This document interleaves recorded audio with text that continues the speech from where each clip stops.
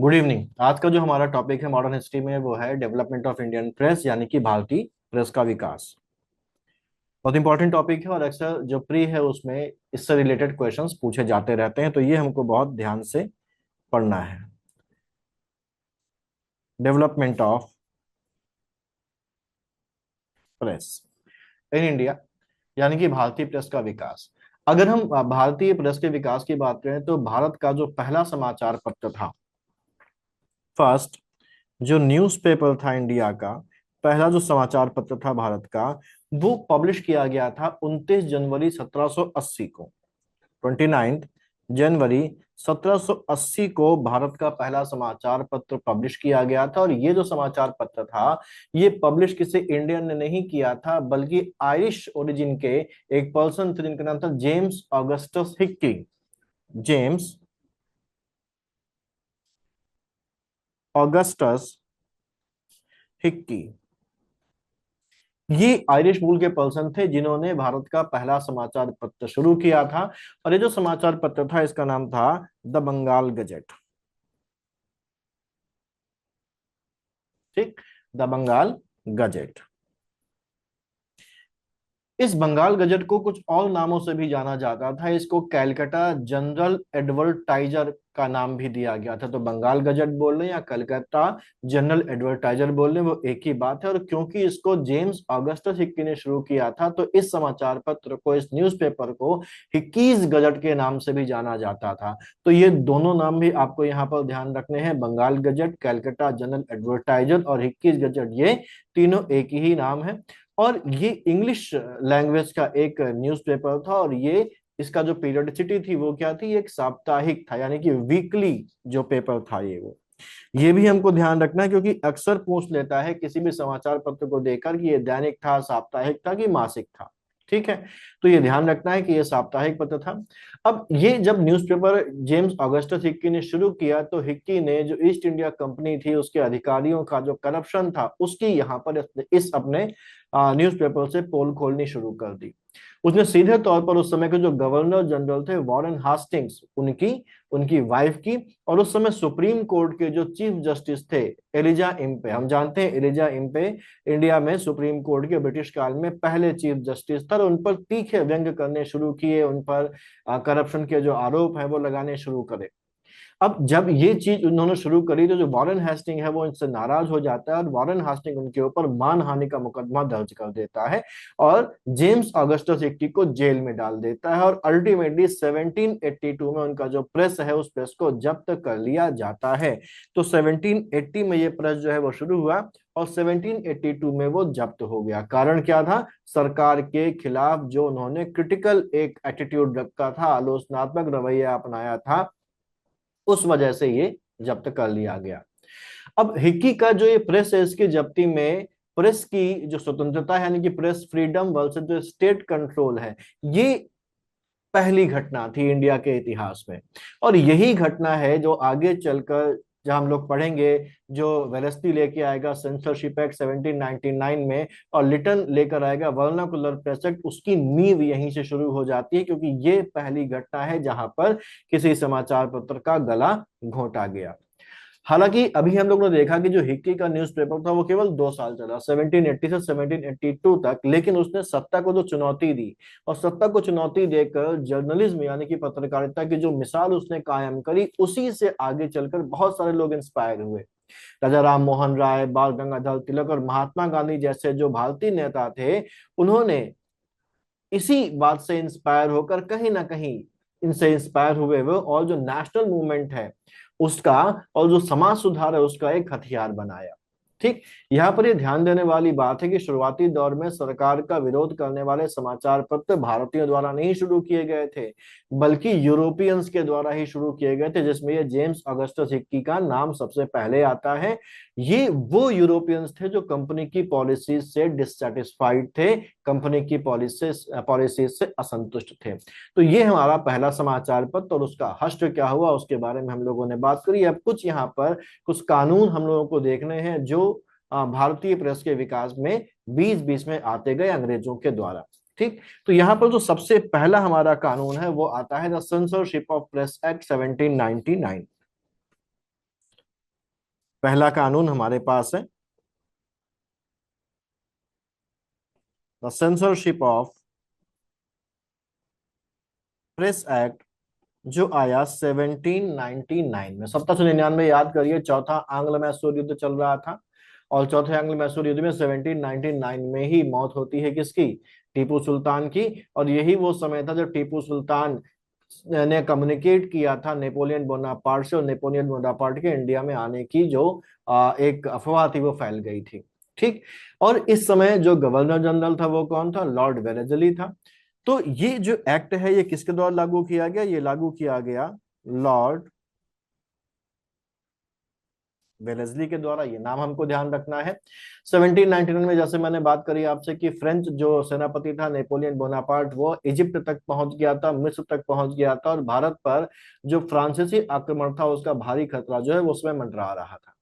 Wellesley ये नहीं चाहता था कि जो प्रेस है उसके माध्यम से भारत में कोई भी फ्रेंच सिंपैथी या ब्रिटिश विरोधी जो है अफवाह वो फैले। ये जो एक्ट था ये एक्ट प्री सेंसरशिप पर बेस्ड था।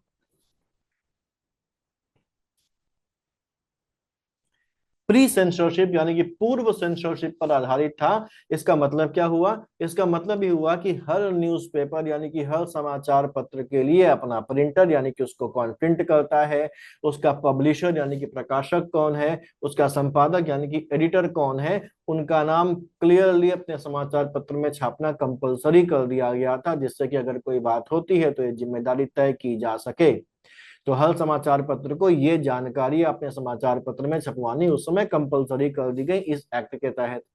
दूसरी चीज ये कर दी गई कि अखबार में कुछ भी छापने से पहले सरकार का जो सेक्रेटरी होता था, सेक्रेटरी टू द गवर्नमेंट होता था, उसकी प्री अप्रूवल लेना कंपलसरी कर दिया गया।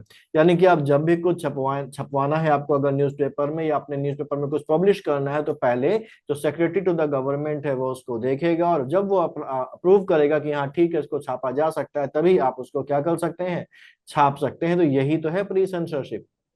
अच्छा, जब नेपोलियन का खतरा टल जाता है तो उसके बाद 1818 में उस समय के जो गवर्नर जनरल होते हैं, 1818 में लॉर्ड हास्टिंग्स, वो प्रेस के प्रति थोड़ा सा अपना एक लिबरल जो है दृष्टिकोण अपनाते हैं, और इस एक्ट के जो ये कठिन प्रावधान थे कि प्रेस सेंसरशिप लेनी पड़ेगी, इनको खत्म कर देते हैं। और बहुत सारे ऐसे प्रावधान थे जिनको खत्म नहीं किया गया, लेकिन उनमें थोड़ी सी ढील दे दी गई। ठीक।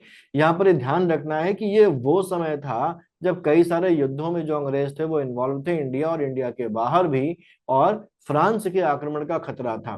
तो ये जो एक्ट था अगर हम इसको देखें तो ये केवल प्रेस को दबाने के लिए नहीं था, बल्कि जो उनकी वार स्ट्रेटेजी थी, जो युद्ध की रणनीति थी, उसका हिस्सा था। हम लोगों ने भी बात करी जो फोर्थ एंग्लो मैसूर वार था टीपू सुल्तान के साथ चल रहा था। तो यहाँ पर हमको ये भी पता है कि क्योंकि टीपू के फ्रांसीसियों, क्योंकि वो जैकोबिन क्लब का मेंबर था, है ना, नेपोलियन से उसने कॉरेस्पॉन्डेंस की थी, पत्राचार किया था, तो अंग्रेज जानते थे कि फ्रांसीसियों से टीपू सुल्तान का संबंध है। तो वेलेस्ली को ये डर था कि ये जो टीपू सुल्तान है और जो दूसरे फ्रांसीसी जासूस हैं वो अखबारों के जरिए जो ब्रिटिश सेना है उसकी कमजोरियों को उजागर कर सकते हैं। तो ये भी एक बड़ा कारण था इस प्री सेंसरशिप को लागू करने का। ठीक। अगला हमारे पास जो कानून आता है वो आता है लाइसेंसिंग रेगुलेशन 1823। लाइसेंसिंग रेगुलेशन 1823 ये अगला कानून है। 1823 में लॉर्ड हेस्टिंग्स वापस चले जाते हैं, और लॉर्ड हेस्टिंग्स के जाने के बाद कुछ समय के लिए कार्यवाहक गवर्नर जनरल बनाया जाता है जॉन एडम्स को। तो यहां पर है हमारे कार्यवाहक गवर्नर जनरल कौन? John Adams. नाम ध्यान रखना है। ठीक है। जॉन एडम्स कुछ समय के लिए एक्टिंग गवर्नर जनरल बनते हैं। ये जो जॉन एडम्स थे ये प्रेस की जो फ्रीडम है उसके कट्टर विरोधी थे। ठीक। जैसे ही वो पावर में आता है, गवर्नर जनरल बनता है, एक्टिंग गवर्नर जनरल बनता है, तो वो आते ही प्रेस पर लगाम कसने के लिए ये जो रेगुलेशन है वो लेके आता है और लाइसेंसिंग रेगुलेशन 1823 को वो लागू कर देता है। अब यहाँ पर इस लाइसेंसिंग रेगुलेशन के जो मुख्य प्रावधान थे वो क्या थे, मुख्य प्रोविजन जो थे वो क्या थे, तो यहाँ पर अगर हम लोग देखें तो इसके मुख्य प्रावधान में पहली चीज ये थी कि अगर कोई भी प्रिंटिंग प्रेस को एस्टैब्लिश करना है, स्थापित करना है, या कोई न्यूज़पेपर पब्लिश करना है, तो सरकार से लाइसेंस लेना अनिवार्य कर दिया गया था। तो प्रिंटिंग प्रेस एस्टैब्लिश करने के लिए या समाचार पत्र को पब्लिश करने के लिए लाइसेंस जो है वो क्या कर दिया गया, वो अनिवार्य कर दिया गया, वो कंपलसरी कर दिया गया। अगर कोई व्यक्ति बिना लाइसेंस के प्रेस चला रहा है तो उसके ऊपर भारी जुर्माना लगाया जाता था 400 रुपए का, और ये 400 रुपए उस समय के हिसाब से बहुत बड़ी रकम थी। बिना लाइसेंस जुर्माना 400 रुपए का जुर्माना लगाया जाता था, तो एक बड़ी रकम थी। या फिर जेल, कठिन प्रावधान था। और मजिस्ट्रेट को यह राइट दे दिया गया था, मजिस्ट्रेट को यह अधिकार दे दिया गया था कि वो बिना लाइसेंस वाले प्रेस को तुरंत क्या कर सकता है, जब्त कर सकता है। ठीक। तो ये एक बड़े कठिन प्रावधान, बड़े कठोर प्रावधान वाला ये रेगुलेशन इन्होंने लाया था। अब यहां पर भी जो इसका पहला शिकार बनता है वो कोई इंडियन नहीं बनता, वो एक ब्रिटिश संपादक बनता है। तो यहां पर इस कानून का पहला शिकार जो बनता है वो बनता है जेम्स सिल्क बंकिंघम। कौन बनता है? James silk बंकिंघम।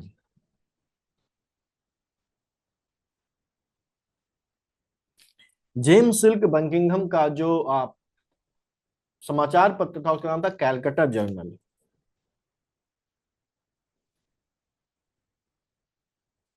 या कलकत्ता जर्नल। ठीक। ये जो थे ये ब्रिटिश संपादक थे, और ये भी जो हिक्की था उसकी तरह ही सरकार की जो पॉलिसीज थी उनकी आलोचना करते थे। तो इसकी वजह से इनका जो लाइसेंस है वो रद्द कर दिया गया प्रेस का, और रद्द करके उसको वापस जो है वो इंग्लैंड डिपोर्ट कर दिया गया था। यहाँ पर ध्यान रखिए कि ये जो कानून था ये मेनली जो इंडियन वर्नाकुलर प्रेस था, यानी कि भारत की स्थानीय भाषाओं में जो प्रेस था, जो समाचार पत्र थे, जो पत्रिकाएं थी, उनको कुचलने के लिए लाया गया था। लेकिन पहला शिकार कौन बना? पहला शिकार बना एक ब्रिटिशर। ठीक। हालांकि इसके विरोध में भारत में जो राष्ट्रीय पत्रकारिता का जनक जिनको माना जाता है, राजा राम मोहन रॉय, उन्होंने एक बड़ा कदम उठाया। उन्होंने इसके विरोध में अपना प्रसिद्ध फारसी समाचार पत्र, कौन, क्या नाम था उसका, मिरातुल अखबार, इसका पब्लिशिंग जो है वो बंद कर दी। ठीक। तो ये ध्यान रखना है कि यहाँ पर राजा राम मोहन रॉय ने, राजा राम मोहन रॉय ने इसके विरोध में मिरातुल अखबार, कैसा था ये, फारसी भाषा में था, इसका प्रकाशन, इसका पब्लिशिंग बंद कर दी। ठीक। राममोहन राय ने कहा कि ये जो आप रेगुलेशन लेके आए हैं बेसिकली जो फ्रीडम ऑफ एक्सप्रेशन है, अभिव्यक्ति की आजादी है, उसका हनन है। और इस कानून के तहत वो पहले सुप्रीम कोर्ट जाते हैं, और उसके बाद ब्रिटेन की प्रीवी काउंसिल में भी एक पिटीशन, एक याचिका दायर करते हैं कि ये इस तरीके का गलत कानून यहाँ पर इनके द्वारा इंट्रोड्यूस किया गया है। ठीक। लेकिन उसके बावजूद भी ये जो कानून है वो अगले 12 सालों तक भारत में लागू रहता है। 1823 में ये कानून आता है और 12 सालों तक लागू रहता है, और 12 साल के बाद आता है 1835। 1835 में भारत में आते हैं एक नए गवर्नर जनरल, हालांकि ये भी एक एक्टिंग गवर्नर जनरल थे जिनका नाम था चार्ल्स मेटकाफ। 1831 में फिर से हैं एक कार्यवाहक गवर्नर जनरल, नाम क्या है, चार्ल्स मेटकाफ। ये चार्ल्स मेटकाफ जो है वो एडम्स के ये जो कानून था, पत्रकारिता के लिए क्रूर कानून था, इसको रद्द कर देते हैं। और इसको रद्द करने की वजह से इन्होंने क्या किया, इसको रद्द किया, और इसी वजह से चार्ल्स मेटकाफ को कहा जाता है भारतीय प्रेस का मुक्तिदाता, liberator of the Indian press कहा जाता है। भारतीय प्रेस का मुक्तिदाता कहा जाता है, लिबरेटर ऑफ इंडियन प्रेस कहा जाता है। ठीक। अब यहां पर चार्ल्स मेटकाफ ने इसको रद्द कर दिया और लेके आते हैं चार्ल्स मेटकाफ एक नया एक्ट जिसको कहा जाता है प्रेस एक्ट ऑफ 1835।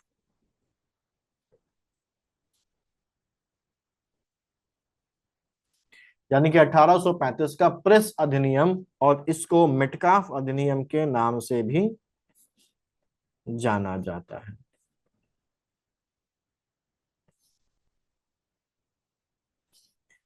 1835 के मेटकाफ अधिनियम के नाम से भी इसको जाना जाता है।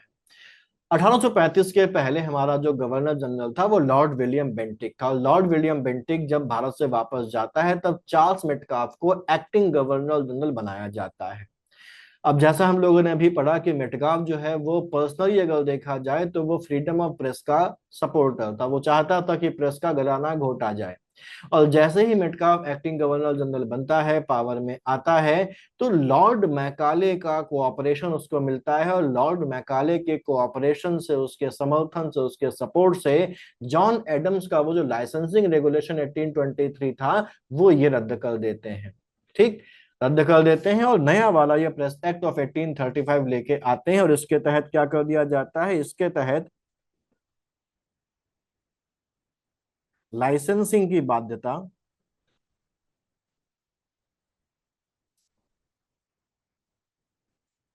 समाप्त कर दी जाती है। ठीक। अब क्या करना होता था, जो भी पब्लिशर था उसको लाइसेंस नहीं लेना, बल्कि पब्लिशर या जो प्रिंटर है उसको केवल सरकार के पास एक सिंपल सी डिक्लेरेशन करनी होती है, सिंपल सी घोषणा करनी होती थी कि उसका प्रिंटिंग प्रेस कहां पर स्थित है। बस इतना बताना होता था। केवल ये बताकर कि उसका प्रिंटिंग प्रेस कहां पर स्थित है, वो कोई भी अपना अखबार जो है वो शुरू कर सकता था। भारत में ये जो एक कठोर लाइसेंसिंग की प्रक्रिया थी, जिससे एक बड़ा कंट्रोल एस्टैब्लिश कर दिया गया था प्रेस के ऊपर, इससे आजाद करने के कारण ही चार्ल्स मेटकाफ को इतिहास में बोला जाता है liberator of the Indian press, जैसा कि हम लोगों ने अभी देखा। हालांकि ये जो उसकी उदारता थी, ये जो उसका लिबरल एटीट्यूड था, इसकी कीमत भी चार्ल्स मेटकाफ को चुकानी पड़ती है। और ब्रिटिश सरकार उसके इन सारे कई सारे और कदमों से नाराज होकर उसको गवर्नर जनरल नहीं बनाती। वो एक्टिंग गवर्नर जनरल ही रहता है, उसको परमानेंसी जो है वो नहीं मिलती और परमानेंट गवर्नर जनरल नहीं बनता है। ठीक। अब ये जो कानून है, जो प्रेस एक्ट 1935 का था या मेटकाफ अधिनियम 1935 का था, इसके लागू होने के बाद भारत में जो पत्रकारिता है, जो प्रेस है, उसका बहुत तेजी से विकास हो, क्योंकि कठिन कानून जो है वो तो हट गया। केवल सिंपल सी डिक्लेरेशन देके आप अखबार शुरू कर सकते थे। ठीक, बहुत तेजी से विकास हुआ इसकी वजह से। और 1835 से लेकर 1857 तक का समय जो इंडियन एज वेल एज जो इंग्लिश जो प्रेस था, दोनों के लिए एक बहुत ही खुला, आजादी वाला जो दौर था वो रहा। ठीक है। अब ये 1857 तक रहा, क्योंकि 1857 में क्या हो जाता है, विद्रोह हो जाता है, सिपाही रिवॉल्ट हो जाता है, तो अंग्रेजों की पॉलिसी फिर से यहाँ पर बदल जाती है। यानी कि हम ये कह सकते हैं मेटकाफ ने ये जो प्रेस को आजादी दी थी, वो 1857 के जो रिवोल्ट था, जो विद्रोह था, वहीं तक वो जा सकी। जब ये रिवॉल्यूशन हुआ, जब ये क्रांति भड़की, तो अंग्रेजों को लगा कि अखबारों के जरिए बगावत जो है वो और ज्यादा फैल रही है। और इसको रोकने के लिए उस समय का जो गवर्नर जनरल था लॉर्ड कैनिंग, उसने एक इमरजेंसी एक्ट वहां पर लगाया, लाइसेंसिंग एक्ट 1857 वहां पर इंपोज किया। हालांकि लाइसेंसिंग एक्ट 1857 केवल एक इमरजेंसी एक्ट के रूप में था और 1 साल तक ही काम में रहा। लेकिन इसने क्या किया, इसने मेटकाफ अधिनियम पर रोक लगा दी और फिर से 1823 जैसी जो कठोर लाइसेंस व्यवस्था थी उसको वापस से थोप दिया। ठीक। तो अब हम लोग बात करते हैं अगली, जिसका नाम है लाइसेंसिंग एक्ट 1857।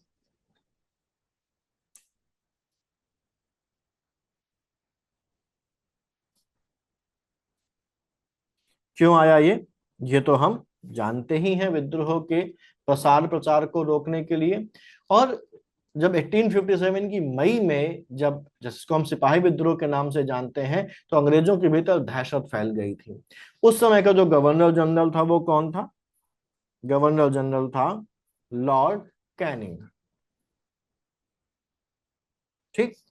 लॉर्ड कैनिंग ने महसूस किया कि अखबारों और पर्चों के माध्यम से जो विद्रोही हैं वो अपने जो विचार हैं उनको तेजी से फैला रहे हैं, और इसी को रोकने के लिए इमरजेंसी के रूप में या एक इमरजेंसी एक्ट के रूप में लाइसेंसिंग एक्ट को लाया गया था, जो हम लोगों ने भी कुछ देर पहले बात की थी। इस एक्ट ने 1835 के मेटकाफ एक्ट को टेम्परेरली निलंबित कर दिया, क्योंकि ये 1 साल के लिए एक्टिव था, और जब तक ये एक्टिव रहा तब तक मेटकाफ एक्ट जो है वो हमारा सस्पेंड रहा, तो अस्थायी रूप से वो निलंबित रहा। और इस एक्ट के जो लाइसेंसिंग एक्ट 1857 है, इसने ये फिर से कंपलसरी कर दिया कि कोई भी प्रिंटिंग प्रेस बिना सरकारी लाइसेंस के ना तो स्थापित की जा सकती है और ना ही चलाई जा सकती है। तो इसने फिर से यहां पर लाइसेंसिंग को कंपलसरी किया। ठीक है, सरकार ने अपने पास एक एब्सोल्यूट पावर सुरक्षित रख ली थी कि वो किसी भी प्रेस का लाइसेंस जब चाहे रद्द कर सकती है या किसी भी प्रकाशन पर सीधे रोक लगा सकती थी। तो सरकार के पास एब्सोल्यूट पावर आ गई इस अधिनियम के तहत। एब्सोल्यूट पावर का मतलब असीमित अधिकार आ गया। किस चीज का? लाइसेंस रद्द करने का, या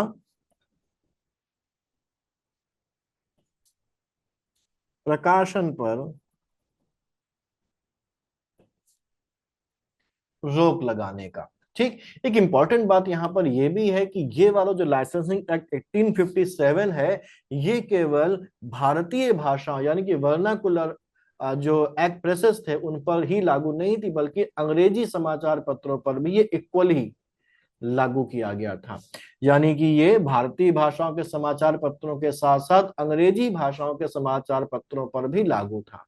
अब क्योंकि ये क्राइसिस मैनेजमेंट कदम था, यानी कि 1857 के विचारों को फैलने के लिए टेम्पररी तरीके से इमरजेंसी एक्ट के रूप में यह एक्ट लाया गया था, इसलिए इसे केवल 1 साल के लिए ही लागू किया गया था, जो मैंने भी बताया। 1858 में जब सिचुएशन नॉर्मल हो जाती है, स्थिति सामान्य हो जाती है, तो ये एक्ट जो है ये ऑटोमेटिकली खत्म हो जाता है, और मेटकाफ का जो नियम था, मेटकाफ वाला जो एक्ट था 1835 का, वो दोबारा से लागू हो जाता है। 1 वर्ष बाद ये क्या हुआ? स्वतः, यानी कि ऑटोमेटिकली क्या हो गया? समाप्त हो गया, और मेटकाफ एक्ट दोबारा लागू हो गया। ठीक, अगला जो अधिनियम हमारे पास आएगा वो आएगा 1867 में, जिसका नाम होगा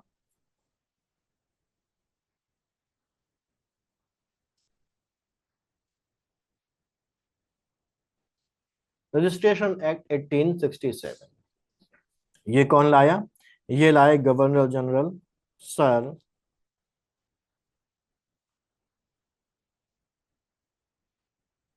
जॉन लॉरेंस। ठीक, इस एक्ट का जो ऑब्जेक्टिव था वो प्रेस पर रेस्ट्रिक्शन लगाना नहीं था, प्रतिबंध लगाना नहीं था, बल्कि भारत में छपने वाला जो भी लिटरेचर था, जो भी न्यूज़पेपर्स थे, जो भी पत्रिकाएं थी, उनका एक एक सिस्टमैटिक जो कैटलॉग है वो तैयार करना था, उसका एक सिस्टमैटिक रिकॉर्ड मेंटेन करना था।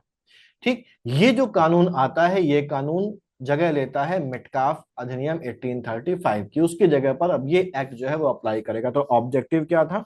ऑब्जेक्टिव था एक व्यवस्थित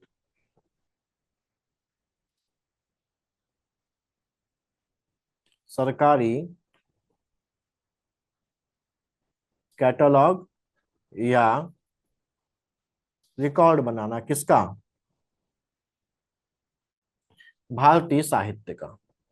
साहित्य का मतलब यहाँ पर जो उस समय न्यूज़पेपर्स या पत्रिकाएं जो है वो पब्लिश होती थी। ठीक, इसका जो मेन प्रोविजन थे, जो प्रावधान थे, वो क्या थे? इसके जो प्रोविजन थे उनमें पहली चीज तो ये थी कि हर वो किताब और हर वो न्यूज़पेपर जो छप रहा है उस पर उसका जो प्रिंटर होगा यानी कि जो मुद्रक होगा, उसका जो पब्लिशर यानी कि जो प्रकाशक होगा, और जो उसका प्लेस ऑफ प्रिंटिंग है उसका नाम छपा होना कंपलसरी कर दिया गया। यानी कि हर पत्रिका या न्यूज़पेपर पर प्रिंटर यानी कि मुद्रक, पब्लिशर यानी कि प्रकाशक, और प्रिंटिंग का स्थान छापना कंपलसरी फिर से कर दिया।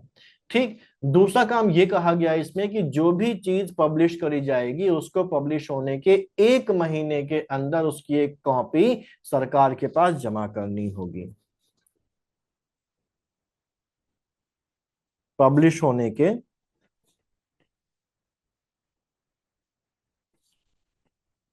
1 महीने के अंदर एक फ्री कॉपी स्थानीय सरकार के पास जमा करनी होगी। ठीक है। ऑब्जेक्टिव क्या था इसका? कॉपी क्यों जमा करवा रहे हैं, ये जो नाम है ये क्यों पब्लिश करने जरूरी थे? तो जो एडमिनिस्ट्रेशन है, जो सरकार है, वो ये जानना चाहती थी कि देश के किस हिस्से में, कौन से कोने में कौन सा पर्सन किस तरीके का साहित्य या विचार जो है वो छाप रहा है, जिससे कोई भी विद्रोही सामग्री जो है वो एनोनिमसली यानी कि गुमनाम रूप से कोई ना छाप सके, सरकार के पास सारी जानकारी हो। और इस नियम के तहत सरकार ने जो भी पब्लिश्ड मटेरियल था उसका रजिस्टर मेंटेन करना शुरू कर दिया। इसमें किताब का टाइटल क्या था, किस भाषा में वो किताब थी, उसके लेखक का नाम क्या था और उसकी कीमत क्या थी, ये सब रजिस्टर में दर्ज किया जाता था। 1857 के बाद जो ब्रिटिश एडमिनिस्ट्रेशन था वो ये समझ गया था कि सीधे प्रेस को बैन कर देने से जनता भड़क जाती है, इसलिए 1867 का ये जो एक्ट था ये बेसिकली एक तरीके का सॉफ्ट सर्विलांस था। 1860 और 70 का जो डिकेड था भारत में, उसमें कई सारे असंतोष, कई सारे डिससेटिस्फैक्शन जो लोगों के अंदर थे वो पनप रहे थे। जैसे वहाबी आंदोलन उस समय शुरू हो रहा था। इस कानून के जरिए अंग्रेजों ने बिना बैन लगाए ये ट्रैक कर लिया कि सरकार विरोधी सामग्री, मटेरियल, पर्चा कौन और कहां से छाप रहा है, सब पता उसके पास आ गया। 1867 के कानून के तहत जब अखबारों की जो कॉपीज हैं वो सरकार के पास जमा होने लगी, तो जो ब्रिटिश जो इंटेलिजेंस थी, ब्रिटिश खुफिया तंत्र था, वो उनका ट्रांसलेशन करना शुरू किया उसने। ट्रांसलेट करने के बाद उनको एनालाइज करना शुरू किया उसने। और ये जो डेटाबेस उनके पास आया, इससे अंग्रेजों को पहली बार सटीक एहसास हुआ कि भारतीय भाषाओं के जो अखबार हैं, जो वर्नाकुलर जो लैंग्वेजेस के जो अखबार हैं, वो ब्रिटिश शासन की कितनी खतरनाक तरीके से धज्जियां उड़ा रहे हैं। लॉर्ड लिटन अभी आगे जब वर्नाकुलर प्रेस एक्ट 1878 जो लेके आएंगे, उसका पूरा का पूरा रॉ मटेरियल इसी 1867 के कानून की फाइलों से निकल के आएगा, जहां पर वो वर्नाकुलर जो प्रेस है वहां पर कठिन और बहुत कठोर प्रावधान जो है वो लागू करेंगे। हालांकि इस पीरियड में कई सारे नए जो न्यूज़पेपर्स हैं उनकी पब्लिशिंग भी शुरू हुई, उनका प्रकाशन भी शुरू हुआ, जिसमें हिंदू और स्वदेश मित्र नाम के जो पत्र थे उनको प्रकाशित किया गया जी सुब्रमण्यम अय्यर के द्वारा। सुरेंद्र नाथ बनर्जी ने द बंगाली शुरू किया। दादा भाई नौरोजी ने वॉइस ऑफ इंडिया शुरू किया। शिशिर कुमार घोष और मोतीलाल घोष ने अमृत बाजार पत्रिका को पब्लिश करना शुरू किया। अनंत सेन ने इंडियन मिरर, बाल गंगाधर तिलक ने मराठी में केसरी और अंग्रेजी में मराठा को पब्लिश करना शुरू किया। गोपाल कृष्ण गोखले ने सुधारक, जीपी वर्मा ने हिंदुस्तान और एडवोकेट। ये जो चीजें नई नई इसी पीरियड में पब्लिश होनी शुरू हुई। 1867 का ये जो कॉलोनियल लॉ था, ये जो औपनिवेशिक कानून था, ये 156 साल तक जिंदा रहा। और अभी 2023 में इसको सरकार ने पूरी तरीके से निरस्त किया है और इसकी जगह पर press and registration of periodicals act यानी कि पीआरपी एक्ट 2023 पास किया। 1867 का जो कानून था उसमें जहां अखबार शुरू करने के लिए डीएम और कोर्ट के कई चक्कर लगाने पड़ते थे, अभी भी 2023 के पहले तक, वहीं 2023 का जो कानून है इसे पूरी तरीके से उसने ऑनलाइन और डिक्रिमिनलाइज कर दिया है। तो इसकी जगह पर नया कानून हमारे पास 2023 में आया है, press and registration of periodicals act यानी कि पीआरपी एक्ट 2023, इसको ध्यान रखना है। तो 1867 का कानून था। इसके बाद एक हमारे पास अगला कानून आता है जिसका नाम है द वर्नाकुलर प्रेस एक्ट। 1878 सबसे बदनाम कानून प्रेस के इतिहास में। तो नेक्स्ट कानून है द वर्नाकुलर प्रेस एक्ट।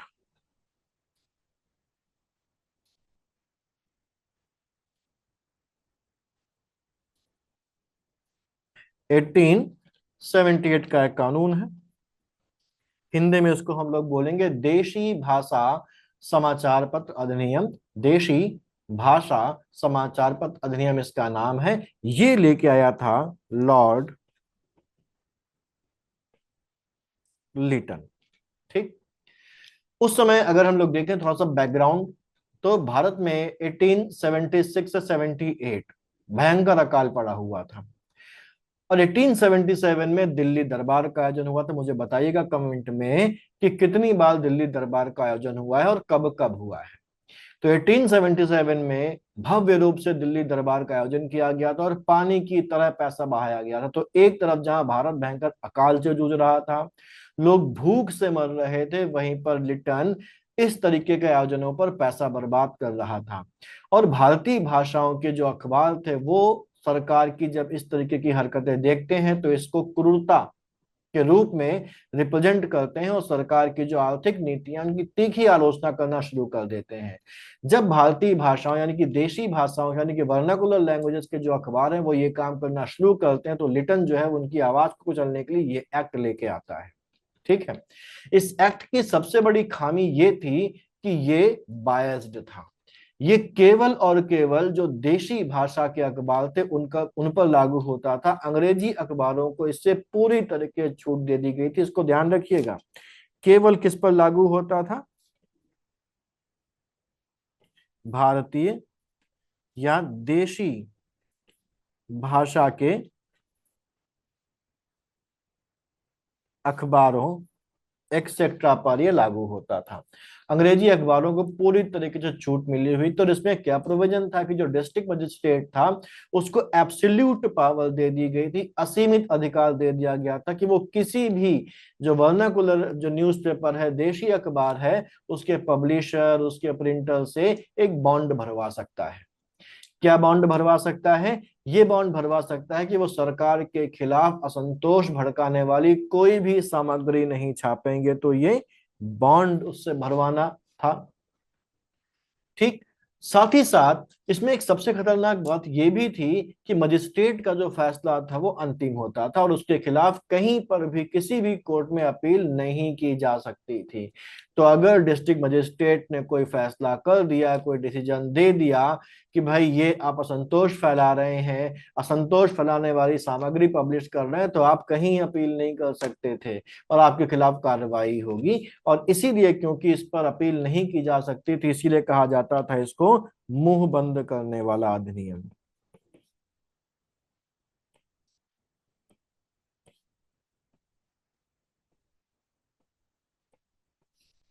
ठीक है। अच्छा, इस अधिनियम के तहत कई सारे समाचार जो पत्र थे उनके खिलाफ जो मामले हैं वो दर्ज किए गए। जैसे भारत मिहिर नाम का एक अखबार था, सोम प्रकाश नाम का अखबार था, सहचर, ढाका प्रकाश और बहुत सारे समाचार पत्रों के खिलाफ मामले दर्ज किए गए। सबसे इंपॉर्टेंट चीज यहाँ पर हमको ध्यान रखनी है कि अभी हम लोगों ने कुछ देर पहले अमृत बाजार पत्रिका का नाम सुना था, जो बंगाली भाषा का अखबार था, जो शिशिर कुमार घोष और मोतीलाल घोष ने निकाला था। ठीक। तो उनको, वो जाहिर सी बात है ऐसी सामग्री को पब्लिश करते थे, लेकिन उन्होंने इस कानून की एक कमी का फायदा उठाया। कमी क्या थी कि अंग्रेजी भाषा के अखबारों पर ये लागू नहीं होगा, तो उन्होंने इससे बचने के लिए क्या किया, उन्होंने अमृत बाजार पत्रिका जो कि बंगाली भाषा का एक अखबार था उसको रातों रात कन्वर्ट कर दिया अंग्रेजी अखबार में, जिससे कि अब वो इस अधिनियम के जो स्कोप था उसके बाहर हो गए। ठीक है। बेसिकली अगर देखा जाए तो अंग्रेजों का एक क्रूर कदम था पत्रकारिता के खिलाफ, लेकिन ये एक बड़ा सेल्फ गोल साबित हुआ। इस एक्ट के खिलाफ पूरे देश, खासतौर से बंगाल में सुरेंद्र नाथ बनर्जी की इंडियन एसोसिएशन की लीडरशिप में जबरदस्त पॉलिटिकल जो एकजुटता है वो शुरू हो गई, विरोध प्रदर्शन शुरू हो गए और इसी विरोध ने वो एक पॉलिटिकल जमीन तैयार कर दी जिसके ऊपर कुछ सालों के बाद इंडियन नेशनल कांग्रेस की इमारत खड़ी हुई। ठीक। लिटन के बाद भारत में एक और लिबरल वायसराय आता है, इसका नाम होता है लॉर्ड रिपन। ये लिटन के बाद आते हैं और लिटन के बाद जब लॉर्ड रिपन आते हैं तो ये एक लिबरल वायसराय थे, उदारवादी थे। उन्होंने जब देखा कि ये इतने विरोध प्रदर्शन हो रहे हैं और ये जो प्रोविजंस लगाए हैं लिटन ने अधिनियम के तहत वो बहुत ज्यादा अच्छे नहीं हैं, क्रूर है तो उसने भारतीय लोगों की जो जनभावना है उसका सम्मान करते हुए 1882 में 1882 में इस काले कानून को पूरी तरीके से रिपील कर दिया। वर्नाकुलर प्रेस एक्ट को पूरी तरीके से रद्द कर दिया गया, जिससे कि जो रिपन है उसकी लोकप्रियता भी भारतीयों के बीच जो है वो बढ़ गई। फिर हम बात करेंगे द न्यूज़पेपर एक्ट 1908 की।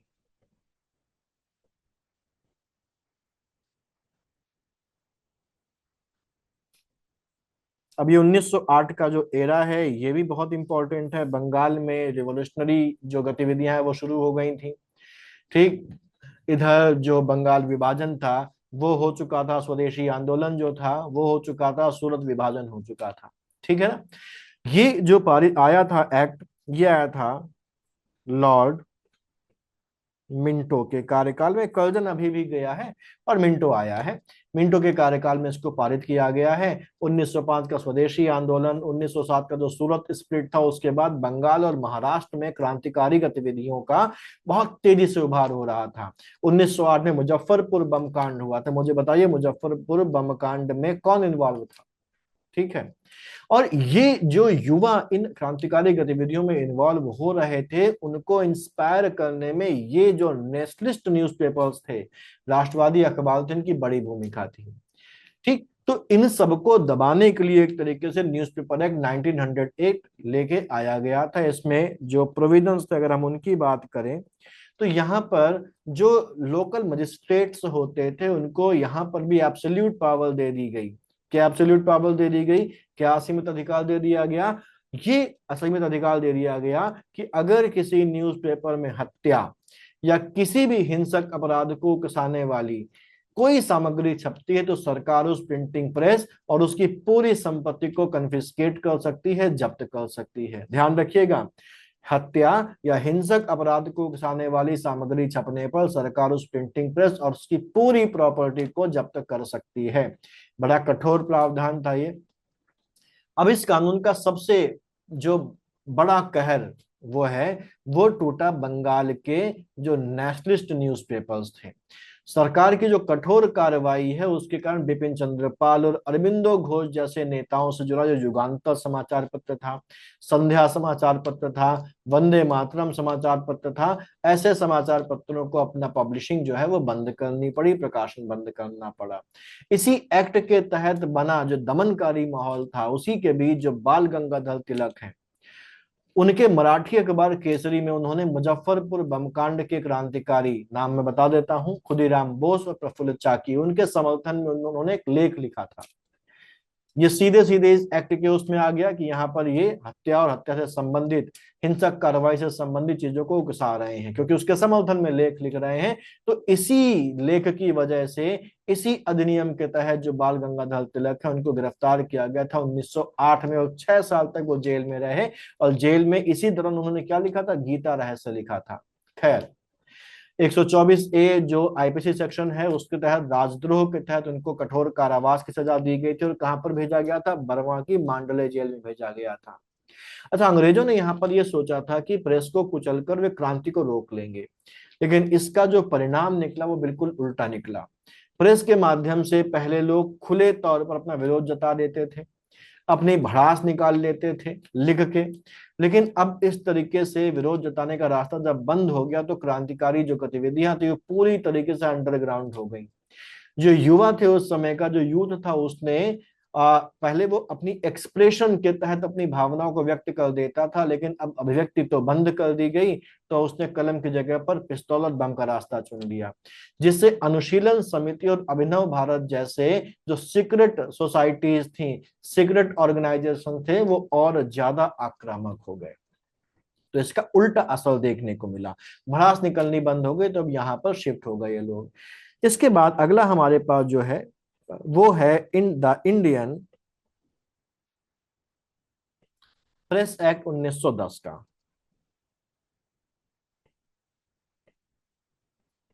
ये 1910 वाला है, द इंडियन प्रेस एक्ट, भारतीय प्रेस एक्ट 1910।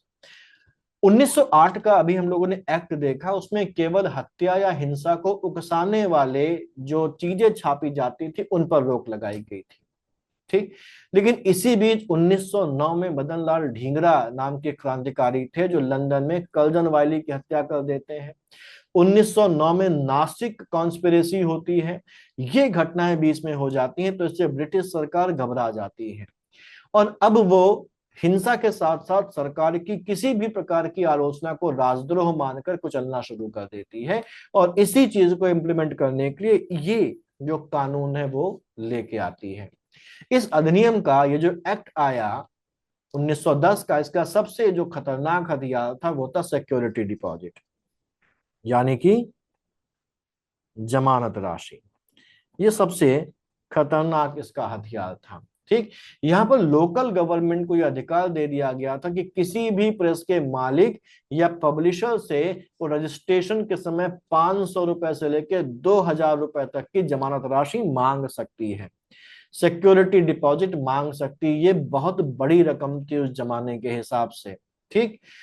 तो ये जमानत राशि जमा करनी पड़ेगी और अगर सरकार को लगता है कि अखबार में कुछ भी आपत्तिजनक छपा है तो वो बिना किसी जुडिशियल प्रोसीजर के उस जमानत राशि को जब्त कर सकती थी, फोरफीट कर सकती थी, तो एक बड़ा अमाउंट चला जाता। और अगर दोबारा अपराध किया जाता है, दोबारा ऐसी कोई खबर छापी जाती है जिसमें सरकार की आलोचना हो या किसी हिंसा या हिंसक गतिविधि को उकसाने की बात करी गई हो, तो जमानत राशि जो है वो 10,000 रुपए तक बढ़ाई जा सकती थी। और इसके बाद भी पूरा प्रिंटिंग प्रेस जो है वो जब्त भी किया जा सकता था। ये एक्ट इतना क्रूएल था कि इसके लागू होने के कुछ ही समय के अंदर, कुछ ही सालों के अंदर 1,000 से ज्यादा न्यूज़पेपर्स और पब्लिशिंग हाउसेस पर कार्यवाही की गई और भारी जुर्माना लगाया गया। ये बेसिकली ये जो एक्ट था ये अंग्रेजों की एक सोची समझी एक स्ट्रेटजी थी। उन्होंने अभी तक जितने भी काम किए थे उससे उनको समझ में आ गया था कि अगर हम संपादकों को जेल भेज देते हैं तो जेल भेजने से पब्लिक के बीच में वो हीरो बन जाते हैं। तिलक को 1908 में भेजा गया तो तिलक की लोकप्रियता एकदम से अपने चरम पर पहुंच गई थी। तो उन्होंने कहा कि जेल भेजने से फायदा नहीं है, वो हीरो बन जाते हैं। इसलिए उन्होंने कहा कि प्रेस की जो इकोनॉमी है उसकी कमर तोड़ दो। जमानत राशि उन्होंने इतनी बड़ी रखी थी कि जो छोटे जो नेशनलिस्ट न्यूज़पेपर्स थे वो अपने आप ही बंद हो गए क्योंकि वो दे ही नहीं पा रहे थे, या जब उनकी जब्त हो गई तो उनकी कमर टूट गई। इस कानून का जो सबसे प्रसिद्ध शिकार बना वो बनी एनी बेसेंट। सबसे प्रसिद्ध शिकार इसकी बनती है एनी बेसेंट। उनका समाचार पत्र था न्यू इंडिया। इस न्यू इंडिया से सरकार ने भारी जमानत राशि, भारी सिक्योरिटी डिपॉजिट मांगा था और उसको जब्त भी कर लिया था। इसका ऑब्जेक्टिव क्या था? उन्होंने होम रूल लीग मूवमेंट शुरू किया था। उस होम रूल लीग मूवमेंट को कमजोर करने के लिए ये रास्ता सरकार ने उस समय अपनाया था। इसके बाद 1919 में मॉन्टेग्यू चेम्सफोर्ड रिफॉर्म्स आते हैं और मॉन्टेग्यू चेम्सफोर्ड रिफॉर्म्स के लागू होने के बाद जो पॉलिटिकल माहौल था उसको शांत करने के लिए 1921 में एक प्रेस कमेटी बनाई जाती है। 1921 में एक प्रेस कमेटी बनाई जाती है। इस प्रेस कमेटी की अध्यक्षता कौन कर रहा था? इसके चेयरमैन कौन थे? इसके चेयरमैन थे तेज बहादुर सप्रू। ठीक। तो तेज बहादुर सप्रू की चेयरमैनशिप में, अध्यक्षता में ये जो प्रेस समिति गठित की गई थी, इसने सरकार से 1908 और 1910 के ये जो अधिनियम थे इनको रद्द करने की सिफारिश करी।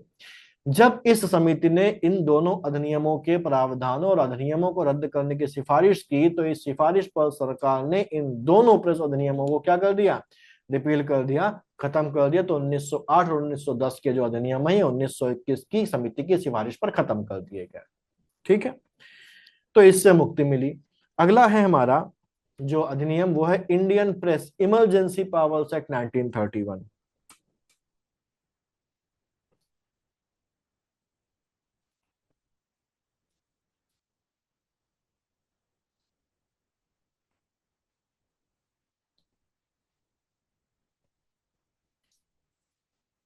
आपातकालीन शक्तियां, इमरजेंसी पावर्स लिखा है ना। अब ये समय देखिए 1931 है, और इसके ठीक पहले 1930 में क्या शुरू हो गया है, सिविल डिसोबीडियंस मूवमेंट शुरू हो गया है, सविनय अवज्ञा आंदोलन शुरू हो गया है। ये जो आंदोलन है, इसकी खबरें, विदेशी कपड़ों की होली जलाने के जो संदेश हैं, जो हड़ताल है, उनकी जो योजनाएं हैं, ये जो देसी अखबार हैं, इनके माध्यम से बहुत तेजी से फैल रही थी। इसे रोकने के लिए सरकार ने ये इमरजेंसी कानून, आपातकालीन कानून लागू किया। नाम में ही क्या लिखा हुआ है, इमरजेंसी पावर्स, है ना। इस अधिनियम के तहत जो प्रोविंशियल गवर्नमेंट्स थी, जो प्रांतीय सरकारें थी, उनको सविनय अवज्ञा आंदोलन यानी कि सिविल डिसोबीडियंस मूवमेंट को दबाने के लिए बहुत ज्यादा पावर्स दे दी गई। इस अधिनियम ने 1921 में जो इंडियन प्रेस एक्ट 1910 था, भारतीय प्रेस अधिनियम 1910 में जमानत वाली बात की थी, उसको दोबारा से जिंदा कर दिया। और जो प्रोविंशियल गवर्नमेंट यानी कि प्रांतीय सरकारें थी, उनको यह असीमित अधिकार दे दिया गया कि वो किसी भी प्रेस से भारी सिक्योरिटी डिपॉजिट मांग सकती हैं और आपत्तिजनक सामग्री छापने पर उसे जब्त कर सकती हैं। ठीक, तो ये कठोर प्रावधान जिसको रद्द कर दिया गया था 1921 में, उसको दोबारा से इस इमरजेंसी एक्ट ने क्या कर दिया, जिंदा कर दिया। और अभी इसी से इनका पेट नहीं भरा, 1932 में इसमें एक अमेंडमेंट किया गया। 1932 में क्या किया गया, इसमें एक संशोधन किया गया, एक अमेंडमेंट किया गया।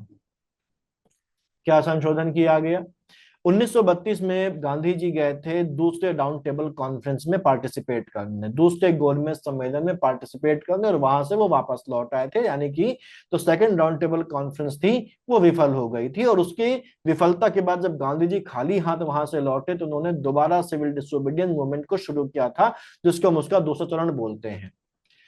पहले चरण में देख चुके थे अंग्रेज की क्या सिचुएशन बनी थी। तो इस समय हमारे पास जो वायसराय था वो कौन था, वो था लॉर्ड विलिंगडन। ठीक, ये वही विलिंगडन, इसने गांधी जी से मिलने से मना कर दिया था।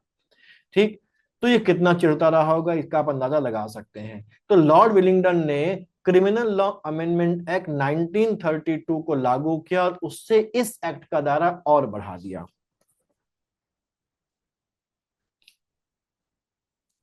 क्रिमिनल लॉ अमेंडमेंट एक्ट 1932,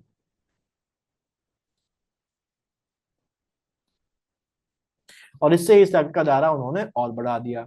अब केवल हिंसा भड़काने वाले लेख ही नहीं, बल्कि सरकार के किसी भी आदेश की नाफरमानी करने वाले जो लेख थे, उनको भी अपराध की श्रेणी में डाल दिया गया।